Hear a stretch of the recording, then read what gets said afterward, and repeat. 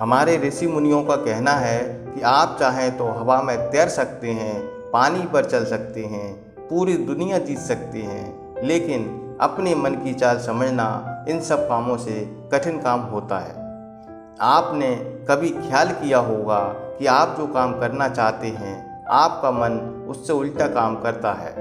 उदाहरण के लिए, यदि आप सिगरेट पीना छोड़ना चाहते हैं तो आप खुद से दृढ़ निश्चय भी लेते हैं, लेकिन कुछ समय बाद आपका मन आपको खींचकर सिगरेट के पास लाकर खड़ा कर देता है। और यह बात सिर्फ सिगरेट पर लागू नहीं होती, हमारे जीवन में, हम सबके जीवन में बहुत सारे ऐसे काम होते हैं, ऐसी आदतें होती हैं जिन्हें हम छोड़ना चाहते हैं, लेकिन चाहकर भी हम उन आदतों को छोड़ नहीं पाते। लेकिन अगर हम प्रयास करके अपने मन को दृष्टा बन जाते हैं, उसके साक्षी बन जाते हैं, तो हम अपने मन की चाल को पकड़ सकते हैं। और अगर एक बार हमें अपने मन की चाल पकड़ में आ जाए तो हम कोई भी आदत छोड़ सकते हैं, या फिर इसके उलट कोई भी आदत अपना सकते हैं, जैसे कि ब्रह्म मुहूर्त में उठने की, या कोई भी ऐसा काम जिसे करने में हमें आलस्य आता है। क्योंकि हमारी आदतों के पीछे मूल बिंदु हमारा मन ही होता है और हम उसे ही नज़रअंदाज करके चलते रहते हैं, और बाद में पछताने के सिवाय हमारे पास कोई चारा नहीं बचता। आज की कहानी में आपको कुछ ऐसे तरीके पता चलेंगे जिससे कि आप अपने मन की चाल को भली भांति पकड़ सकते हैं, उसको जान सकते हैं, उसका निरीक्षण कर सकते हैं और उसके बाद अपनी आदतों में बदलाव कर सकते हैं। एक बार एक वाचाल शिष्य एक गुरु के आश्रम में शिक्षा ग्रहण करने के लिए आया हुआ था।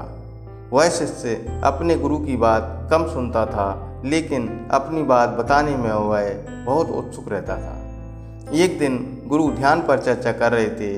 ध्यान किस प्रकार किया जाता है और ध्यान का क्या महत्व होता है, इसी पर चर्चा चल रही थी। आश्रम के सभी शिष्य मौन होकर अपने गुरु की बात सुन रहे थे।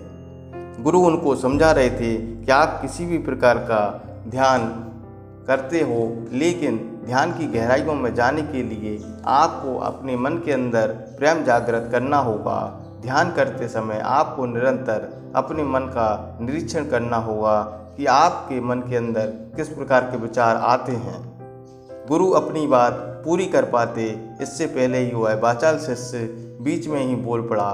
उसने कहा, गुरुजी, मैं बहुत दिनों से अपने मन को निरीक्षण कर रहा हूँ। मैं हर आने जाने वाले विचारों को बड़ी गहराई से देखता हूँ, समझता हूँ, लेकिन इसके बावजूद मेरे मन की आदतों में कोई बदलाव नहीं आ रहा है। मैं अपना सुबह देरी से उठता हूँ और रोज़ रात को भी मैं यही सोचकर सोता हूँ कि मैं सुबह जल्दी उठूँगा, जल्दी उठकर ध्यान करूँगा, अपने मन का निरीक्षण करूँगा, लेकिन मैं यह नहीं कर पाता।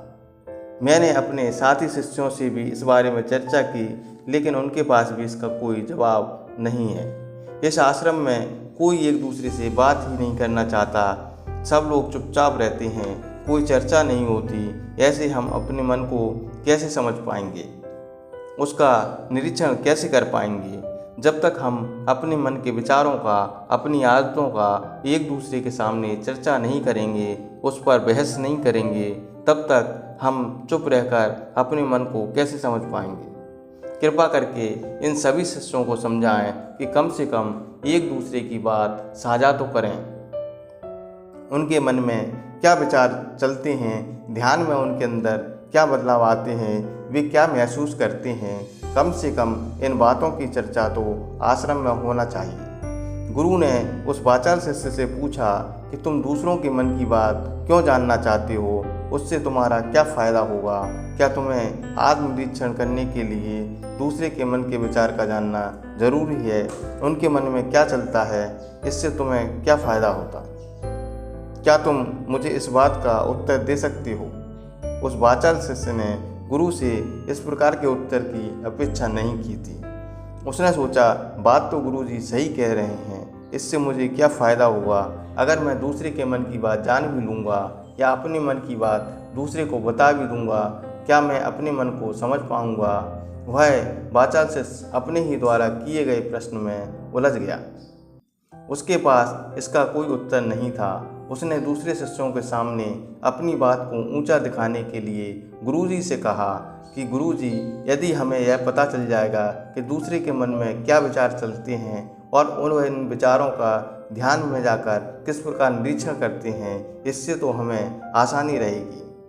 हम भी उसी प्रकार ध्यान में अपने विचारों का निरीक्षण कर पाएंगे, अपने विचारों को समझ पाएंगे। क्या आपको नहीं लगता कि गहरा ध्यान लगाने के लिए किन बातों का ध्यान रखा जाए, किस प्रकार अपने मन का निरीक्षण किया जाए, इन बातों पर चर्चा करने से दूसरे शिष्यों का भला हो सकता है। गुरुजी ने उस शिष्य से पूछा, मान लो कोई शिष्य गहरा ध्यान लगा पाता है, अगर वह अपनी मनोदशा तुम्हें बता भी दे कि किस प्रकार वह अपने मन का निरीक्षण करता है, तो तुम्हें क्या लगता है कि यह जानकर तुम भी गहरे ध्यान में उतर पाओगे? यदि तुम ऐसा सोच रहे हो तो मैं तुम्हें एक बात बता दूं, तुम अपने ही मन के बनाए जाल में खुद फंस जाओगे। यदि तुम्हें ऐसी कोई प्रक्रिया पता चल गई कि ध्यान में कैसे प्रवेश किया जाता है, तो तुम्हारा मन उसी प्रक्रिया का अनुसरण करने की कोशिश करेगा। तुम वर्तमान में उपस्थित होकर अपनी मनोदशा नहीं समझ पाओगे, बल्कि तुम्हारा मन तो उस प्रक्रिया के विचारों में उलझा रहेगा। तुमने अपने मन को एक काम करने के लिए दे दिया, तुम्हारा मन उसी काम को करता रहेगा, तुम भी उस काम में उलझ जाओगे। अपने मन का निरीक्षण किस प्रकार कर पाओगे, क्योंकि तुम तो अपने मन के साथ स्वयं सम्मिलित हो गए। गुरुजी ने बताया, तुम अपने मन को तभी समझ सकते हो जब तुम अपने मन से अलग हटकर अपने मन को देख पाती हो, अपने मन की चाल को दूर से खड़े होकर समझ पाओ। किसी भी चीज़ को समझने के लिए उससे अलग होना जरूरी है। जिस प्रकार तुम अपने विचारों को समझने का प्रयास करते हो, तो मन को समझते समझते अपने ही विचारों में खो जाते हो। इस बात का अनुभव किया है तुमने? शिष्य ने हाँ में सिर हिलाते हुए कहा, गुरुजी आप सही कह रहे हैं, मैं अपने ही विचारों में उलझ जाता हूँ। गुरुजी ने सभी शिष्यों को समझाते हुए कहा, जिस प्रकार एक गुस्से से भरा हुआ आदमी कभी भी अपने गुस्से का निरीक्षण नहीं कर पाता, क्योंकि वह खुद अपने गुस्से के साथ एक हो जाता है। वह अपने गुस्से को ही अपना अस्तित्व मान लेता है और इस प्रकार वह यह कभी नहीं देख पाता यह गुस्सा उसके मन को किस प्रकार प्रभावित कर रहा है, किस प्रकार यह गुस्सा उसके मन को दुखी कर जाएगा, वह कभी नहीं देख पाता, क्योंकि उसके पास यह कला नहीं है वह अपने गुस्से को अलग करके देख पाए।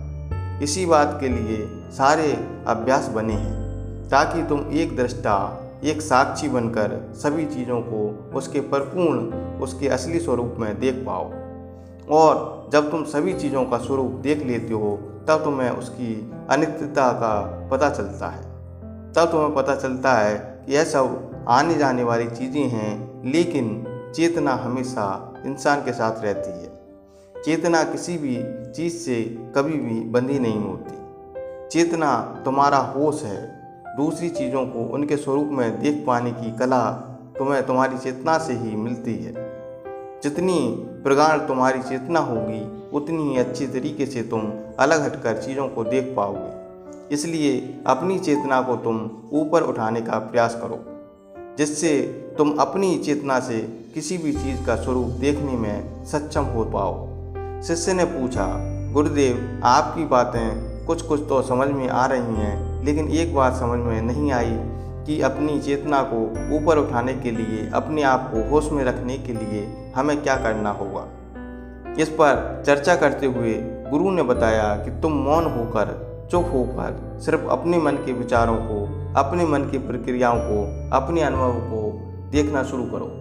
तुम्हारे अनुभव आते हैं और चले जाते हैं, वह अनित्य हैं, वह हमेशा हमारे साथ नहीं रहने वाले, लेकिन हमारा मन उन्हीं अनुभवों को पकड़ने की कोशिश करता रहता है। जब तुम्हें कोई अच्छा अनुभव होता है, तब तुम्हारा मन चाहता है तुम्हें बार बार वही अनुभव हो, और उसी अनुभव को लेने के चक्कर में तुम्हारा मन तुम्हें फंसाता चला जाता है। तुम्हारी चेतना तुम्हारे मन के अधीन हो जाती है।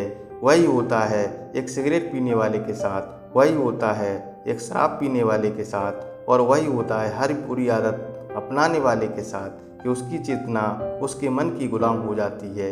यदि अपनी चेतना को अपने मन से आज़ाद करना चाहते हो तो सबसे पहले मौन रहना सीखो, चुप रहना सीखो।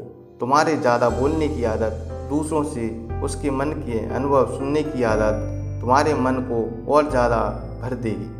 तुम्हें अपनी चेतना को आज़ाद करने के लिए तुम्हें अपने मन को खाली करना सीखना होगा। जब तुम अपने मन को खाली करोगे तब तुम्हें अपनी चेतना का स्वरूप दिखाई देगा। तब तुम्हें पता चलेगा कि चुप रहकर, मौन रहकर कैसे अपनी चेतना को ऊपर उठाया जाए, कैसे चैतन्य रहा जाए। चैतन्य रहना ही हमारा असली स्वरूप है, लेकिन हम उसे भूल चुके हैं अपने मन के अधीन होकर। इसलिए अपनी चेतना को अपने मन से छुटकारा दिलाना होगा। इसलिए तुम चुप रहकर अपने मन के विचारों को देखना शुरू करो, उसके अनुभवों को देखना शुरू करो।